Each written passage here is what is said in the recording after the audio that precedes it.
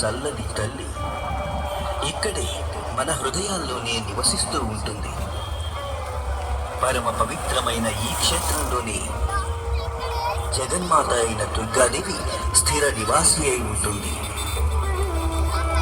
అసలు ఆ జగన్మాత ఈ క్షేత్రాన్ని తన నివాసంగా చేసుకుని మనందరిపై తన కరుణా కటాక్ష వీక్షణాలను ప్రసరింపజేయాలని ఎందుకనుకుంది? ఆ తల్లికి తొలి భక్తుడు ఎవరు? పూర్వకాలంలో ఒక భక్తాగ్రేసరుడు ఉండేవాడు. అతని కీలా అనే యక్షుడు. సంవత్సరాలు గడిచిపోతున్నా కీలుని సంకల్పం మాత్రం రవంత కూడా సడలలేదు.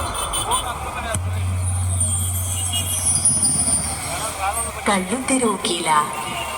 నీ నిశ్చల భక్తిని, అచంచల విశ్వాసాన్ని మెచ్చితిని. నీకేం వరం కావాలో కోరుకో.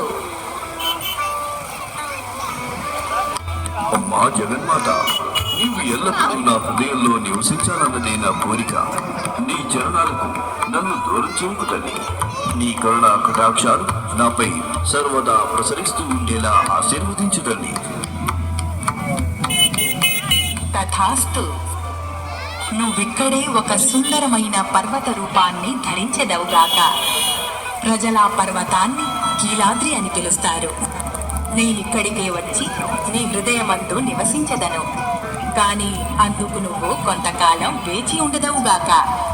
త్వరలోనే నీ కోరిక నెరవేరగలదు. అంతకనుక వేచి ఉండు.